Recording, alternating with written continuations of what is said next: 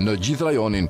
Emiratet e Bashkuara Arabe, e njohur mes alatëve të saj luftënëzitës si Sparta e vogël, ndjek një qasje agresive dhe të etur për luftë, sidomos në bririn e Afrikës.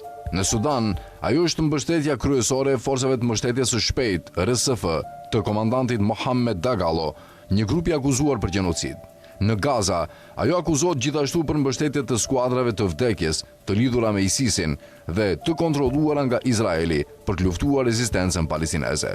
Në Libi, Emiratet mbështetin forcat e Halifa Haftarit, ndërsa në Yemen përkrau separatistët e Këshillit Transitor Jugor. Emiratet pretendojnë se kundërshtojnë islamistët dhe ekstremizmin islamik, ndërkohë që promovojnë aktivisht islamin vehabist me objektiv politik nxitjen e reformave më malinje të sektarizmit.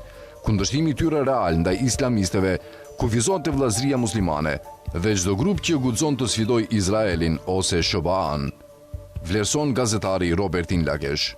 Për të treguar shkallën e hipokrizisë së tyre, analiza thekson se luftëtarët më të ashpër të forcave proxy të STC-s në Yemen ishin ish antar të Al-Qaedës dhe ISIS-it.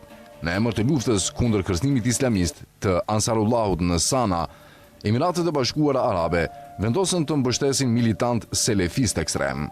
Kur bëhet fjalë për konfliktin me Iranin, sipas analizës, edhe këtu vepron iluzioni optik i Emirateve të Bashkuara Arabe. Ajo luajti rolin e viktimës, pretendoi neutralitet, ndërsa njëkohësisht promovonte narrativën se kishte interceptuar më shumë raketa dhe dron iranian sesa vetë Izraeli. Në këtë mënyrë, ajo paraqitet si hero dhe viktim njëkohësisht. Në realitet, Emiratet e Bashkuara Arabe jo vetëm që ofruan territorin e tyre si platformë nisjeje për sulmin e paligjshëm SBA Izrael ndaj Iranit, por kishte integruar plotësisht sistemet e saj të mbrojtjes ajrore me Izraelin pas marrëveshjes së normalizimit. Emiratet i ofruan Izraelit informacione për të ndihmuar në përballje me sulmet hakmarrëse iraniane, ndërsa dronët Wing Long 2 në pronësitë e Emirateve u përdorën për monitorimin e hapësirës ajrore iraniane në mbështetje të agresionit SBA Izrael, shkruanin Lakesh, ndërsa SBA-ja përdori edhe shtetet tjera arabe të gjirit kundër Iranit. Sipas analizës, asnjë nuk ishte aq entuziast sa udhëheqja e Abu Dhabit. Oman ishte i vetmi vend që nuk lejoi përdorimin e territorit të tij për sulmin ndaj Iranit, ndërsa Katari adoptoi një ton më neutral me përparimin e luftës. Emiratet e Bashkuara Arabe bëri të kundërtën, duke përshkallëzuar retorikën anti-iraniane deri në pikën ku sunduesit e Emiratas filluan ta etiketonin Teheranin si terrorist.